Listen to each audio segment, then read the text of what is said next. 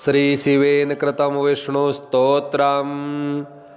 हर उवाच नमस्ते देवतानाथ नमस्ते गरुडध्वज शङ्खचक्रगदापाणे वासुदेव नमोऽस्तु ते। नमस्ते निर्गुणानन्त अप्रतर्क्याय वेधसे ज्ञानाज्ञाननिरालम्ब सर्वालम्ब नमोऽस्तु ते। रजोयुक्त नमस्तेस्तु ब्रह्ममूर्ते सनातन त्वया सर्वमिदं नाथ जगत्सृष्टं चराचरं सर्वाधिष्ठत लोकेश विष्णुमूर्ते अधोक्षज प्रजापाल महाबाहो जनार्दन नमोऽस्तु ते। तमोमूर्ते अहं ह्येषा त्वदंशक्रोधसम्भवः गुणाभियुक्त देवेश सर्वव्यापिन नमोऽस्तु ते। भूरियं त्वं जगन्नाथ जलाम्बरहुतासनः वायुर्बुद्धिर्मनश्चापि सर्वरी त्वं नमोऽस्तु ते। धर्मो यज्ञस्तपः सत्य महिंसा शौचमार्जवं क्षमा दानं दया लक्ष्मीर्ब्रह्मचर्यं त्वमीश्वर। त्वं साङ्गाश्चतुरो वेदास्त्वं वेद्यो वेदपारगः उपवेदा भवानी सा सर्वोऽसि त्वं नमोऽस्तु ते। नमो नमस्ते च्युतचक्रपाणे नमोऽस्तु ते माधवमीनमूर्ते। लोके भवान् कारुणिको मतो मे त्रायस्व मां केशव पापबान्धवात्। ममाशुभं नाशय विग्रहस्थं यद्ब्रह्महत्याभिभवं बभूव। दग्धोऽस्मि नष्टोऽम्यसमीक्ष्यकारी पुनीः तीर्थोऽसि नमो नमस्ते। हर उवाच नमस्ते देवतानाथ नमस्ते गरुडध्वज शङ्खचक्रगदापाणे वासुदेव नमोऽस्तु ते। नमस्ते निर्गुणानन्त अप्रतर्क्याय वेधसे ज्ञानाज्ञाननिरालम्ब सर्वालम्ब नमोऽस्तु ते। रजोयुक्त नमस्तेस्तु ब्रह्ममूर्ते सनातन त्वया सर्वमिदं नाथ जगत्सृष्टं चराचरं सर्वाधिष्ठत लोकेश विष्णुमूर्ते अधोक्षज प्रजापाल महाबाहो जनार्दन नमोऽस्तु ते।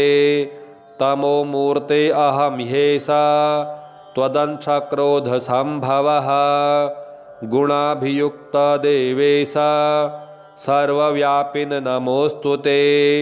भूरियं त्वं जगन्नाथ जलाम्बरहुतासनः वायुर्बुद्धिर्मनश्चापि सर्वरी त्वं नमोऽस्तु ते।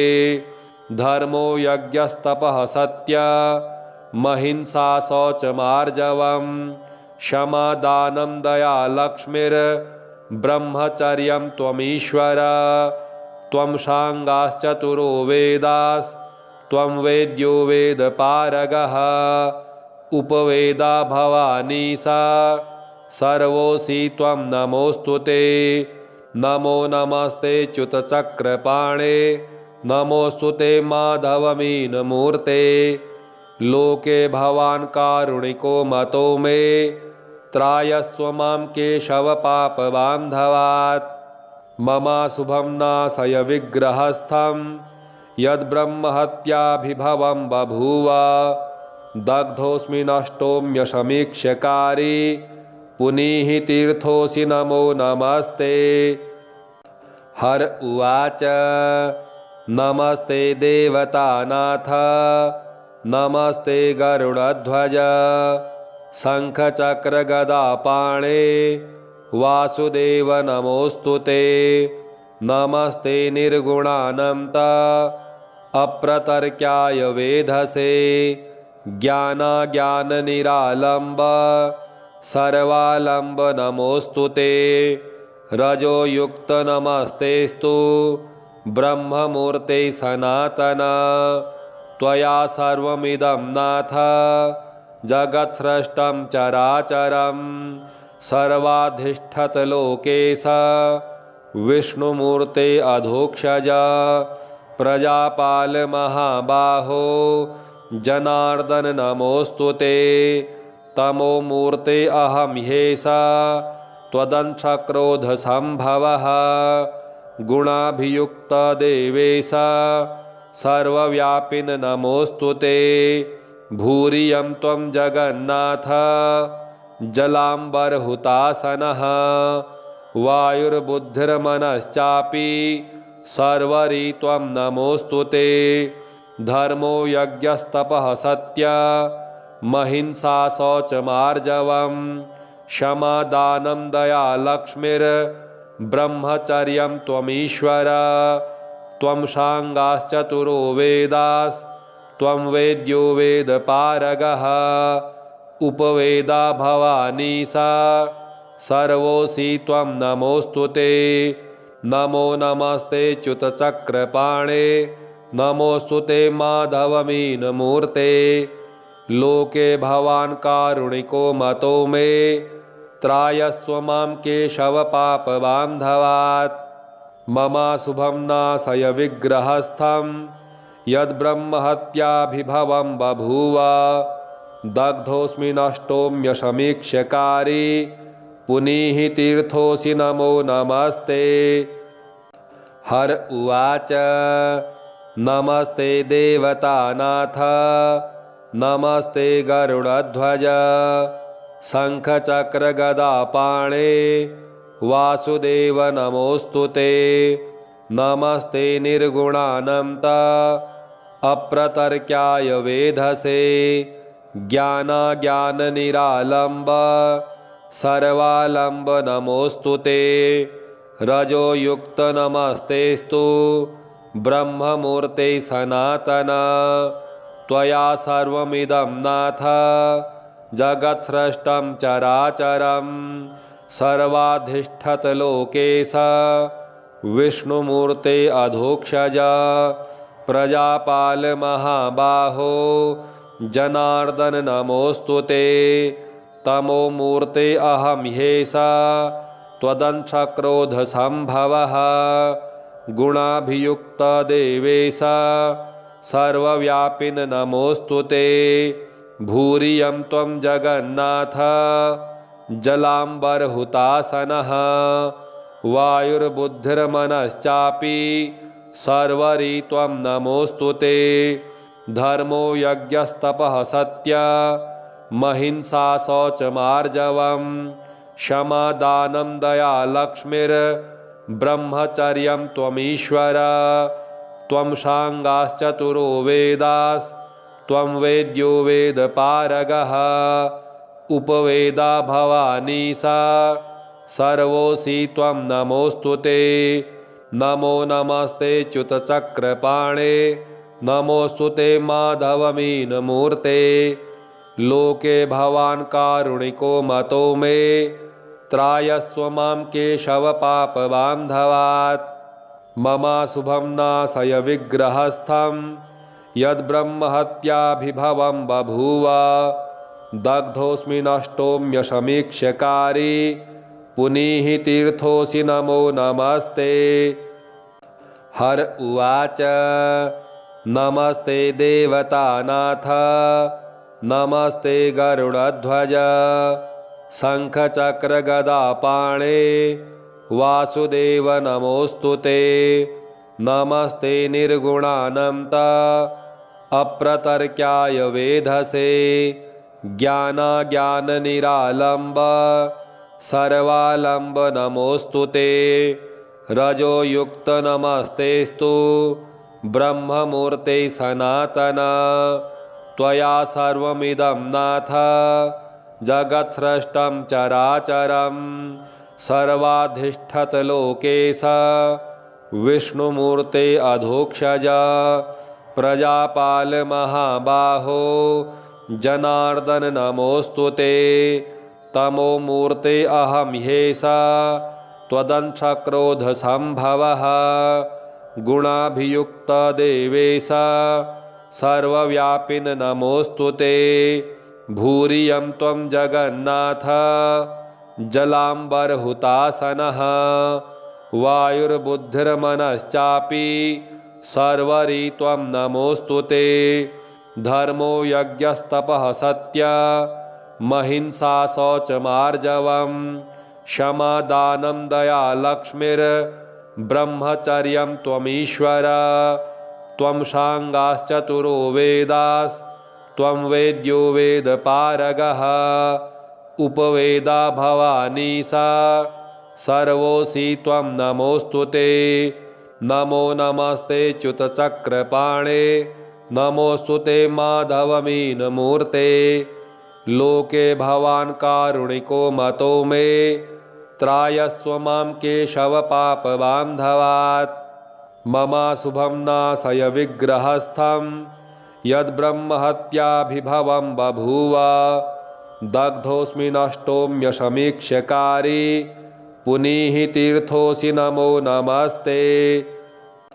हर उवाच नमस्ते देवतानाथ नमस्ते गरुडध्वज शङ्खचक्रगदापाणे वासुदेव नमोऽस्तु ते नमस्ते निर्गुणानन्त अप्रतर्क्याय वेधसे ज्ञानाज्ञाननिरालम्ब सर्वालम्ब नमोऽस्तु ते रजोयुक्त नमस्तेस्तु ब्रह्ममूर्ते सनातन त्वया सर्वमिदं नाथ जगत्सृष्टं चराचरं सर्वाधिष्ठतलोकेश विष्णुमूर्ते अधोक्षज प्रजापाल महाबाहो जनार्दन नमोऽस्तु ते तमो मूर्ते अहं ह्येषा त्वदंशक्रोधसम्भवः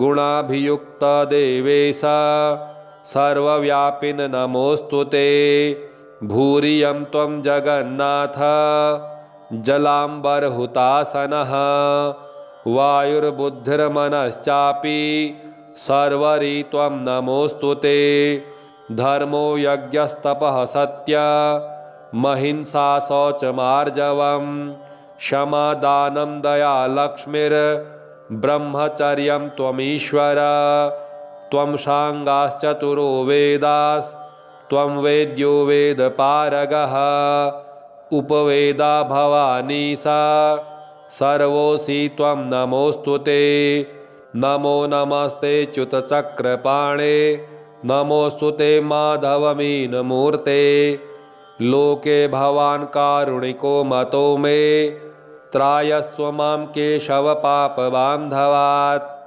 ममाशुभं नाशय विग्रहस्थं यद्ब्रह्महत्याभिभवं बभूव दग्धोऽस्मि नष्टोऽम्यशमीक्ष्यकारी पुनीहि तीर्थोऽसि नमो नमस्ते।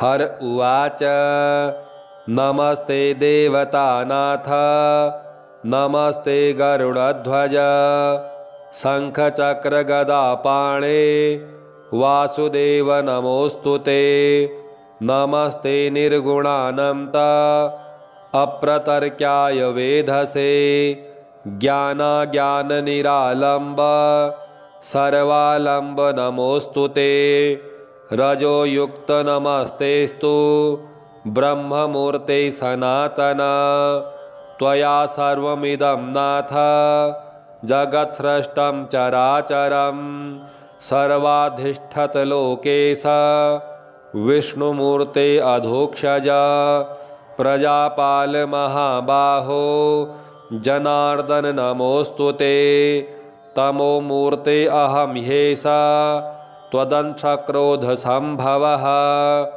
गुणाभियुक्त देवेश सर्वव्यापिन नमोऽस्तु ते भूरियं त्वं जगन्नाथ जलाम्बरहुतासनः वायुर्बुद्धिर्मनश्चापि सर्वरी त्वं नमोऽस्तु ते धर्मो यज्ञस्तपः सत्य महिंसा शौचमार्जवम् क्षमा दानं दया लक्ष्मीर्ब्रह्मचर्यं त्वमीश्वर त्वं सांगाश्चतुरो वेदास्त्वं वेद्यो वेदपारगः उपवेदा भवानी सा सर्वोऽसि त्वं नमोऽस्तु ते नमो नमस्ते च्युतचक्रपाणे नमोऽस्तु ते माधवमीनमूर्ते लोके भवान् कारुणिको मतो मे त्रायस्व मां केशवपापबान्धवात्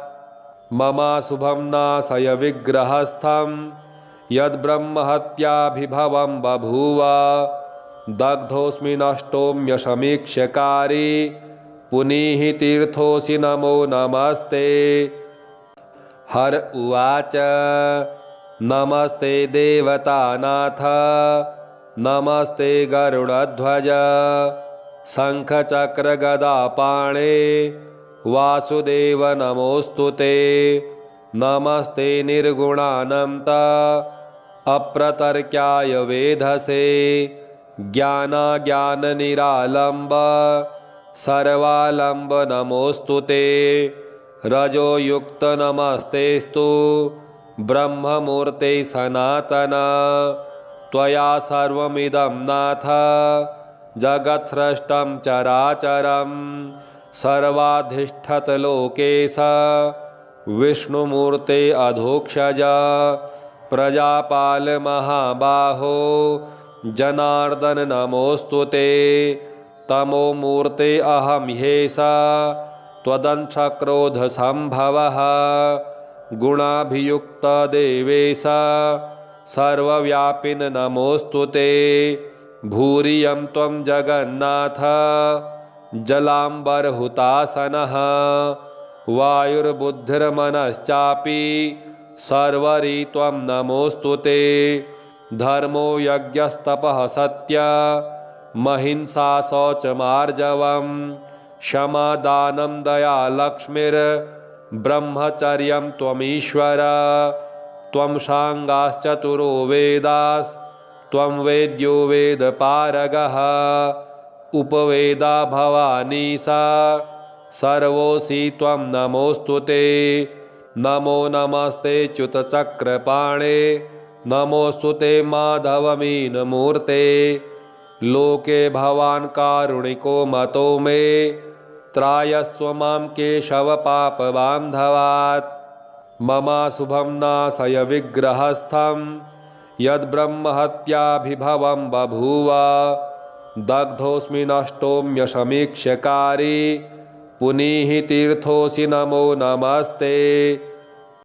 हर उवाच नमस्ते देवतानाथ नमस्ते गरुडध्वज शङ्खचक्रगदापाणे वासुदेव नमोऽस्तु ते नमस्ते निर्गुणानन्त अप्रतर्क्याय वेधसे ज्ञानाज्ञाननिरालम्ब सर्वालम्ब नमोऽस्तु ते रजोयुक्त नमस्तेस्तु ब्रह्ममूर्ते सनातन त्वया सर्वमिदं नाथ जगत्सृष्टं चराचरं सर्वाधिष्ठत लोकेश विष्णुमूर्ते अधोक्षज प्रजापाल महाबाहो जनार्दन नमोऽस्तु ते तमोमूर्ते अहं ह्येष त्वदंशक्रोधसम्भवः गुणाभियुक्त देवेश सर्वव्यापिन नमोऽस्तु ते भूरियं त्वं जगन्नाथ जलाम्बरहुतासनः वायुर्बुद्धिर्मनश्चापि सर्वरी त्वं नमोऽस्तु ते धर्मो यज्ञस्तपः सत्य महिंसा शौचमार्जवम् क्षमा दानं दया लक्ष्मीर्ब्रह्मचर्यं त्वमीश्वर त्वं सांगाश्चतुरो वेदास्त्वं वेद्यो वेदपारगः उपवेदा भवानी सा सर्वोऽसि त्वं नमोऽस्तु ते नमो नमस्ते च्युतचक्रपाणे नमोऽस्तु ते माधवमीनमूर्ते। लोके भवान् कारुणिको मतो मे। त्रायस्व मां केशवपापबान्धवात्। ममाशुभं नाशय विग्रहस्थं यद्ब्रह्महत्याभिभवं बभूव। दग्धोऽस्मि नष्टोऽम्यशमीक्ष्यकारी। पुनीः तीर्थोऽसि नमो नमस्ते। हर उवाच नमस्ते देवतानाथ नमस्ते गरुडध्वज। शङ्खचक्रगदापाणे वासुदेव नमोऽस्तु ते। नमस्ते निर्गुणानन्त अप्रतर्क्याय वेधसे। ज्ञानाज्ञाननिरालम्ब सर्वालम्ब नमोऽस्तु ते। रजोयुक्त नमस्तेस्तु ब्रह्ममूर्ते सनातन।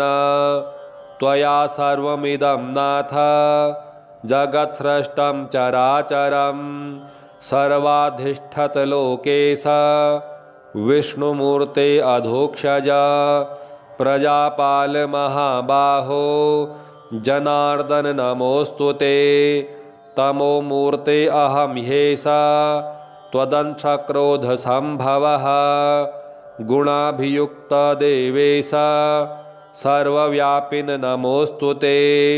भूरियं त्वं जगन्नाथ जलाम्बरहुतासनः। वायुर्बुद्धिर्मनश्चापि सर्वरी त्वं नमोऽस्तु ते। धर्मो यज्ञस्तपः सत्यमहिंसा शौचमार्जवम्। क्षमा दानं दया लक्ष्मीर्ब्रह्मचर्यं त्वमीश्वर। त्वं साङ्गाश्चतुरो वेदास्त्वं वेद्यो वेदपारगः। उपवेदा भवानी सा सर्वोऽसि त्वं नमोऽस्तु ते। नमो नमस्ते च्युतचक्रपाणे नमोऽस्तु ते माधवमीनमूर्ते। लोके भवान् कारुणिको मतो मे। त्रायस्व मां केशवपापबान्धवात्। ममाशुभं नाशय विग्रहस्थं यद्ब्रह्महत्याभिभवं बभूव। दग्धोऽस्मि नष्टोऽम्यशमीक्ष्यकारी। पुनीः तीर्थोऽसि नमो नमस्ते। हर उवाच नमस्ते देवतानाथ नमस्ते गरुडध्वज। शङ्खचक्रगदापाणे वासुदेव नमोऽस्तु ते। नमस्ते निर्गुणानन्त अप्रतर्क्याय वेधसे। ज्ञानाज्ञाननिरालम्ब सर्वालम्ब नमोऽस्तु ते। रजोयुक्त नमस्तेस्तु ब्रह्ममूर्ते सनातन। त्वया सर्वमिदं नाथ जगत्सृष्टं चराचरं। सर्वाधिष्ठत लोकेश विष्णुमूर्ते अधोक्षज। प्रजापाल महाबाहो जनार्दन नमोऽस्तु ते। तमोमूर्ते अहं ह्येष त्वदंशक्रोधसम्भवः। गुणाभियुक्त देवेश सर्वव्यापिन नमोऽस्तु ते। भूरियं त्वं जगन्नाथ जलाम्बरहुतासनः। वायुर्बुद्धिर्मनश्चापि सर्वरी त्वं नमोऽस्तु ते। धर्मो यज्ञस्तपः सत्यमहिंसा शौचमार्जवम्। क्षमा दानं दया लक्ष्मीर्ब्रह्मचर्यं त्वमीश्वर। त्वं साङ्गाश्चतुरो वेदास्त्वं वेद्यो वेदपारगः। उपवेदा भवानी सा सर्वोऽसि त्वं नमोऽस्तु ते। नमो नमस्ते च्युतचक्रपाणे नमोऽस्तु ते माधवमीनमूर्ते। लोके भवान् कारुणिको मतो मे। त्रायस्व मां केशवपापबान्धवात्। ममाशुभं नाशय विग्रहस्थं यद्ब्रह्महत्याभिभवं बभूव। दग्धोऽस्मि नष्टोऽम्यशमीक्ष्यकारी। पुनीः तीर्थोऽसि नमो नमस्ते। इति श्री वामनपुराणे तृतीयाध्यायान्तर्गतं शिवेन कृतं विष्णुस्तोत्रम्। ओम श्री विष्णोर्पणमस्तु। ओम श्री विष्णवे नमः।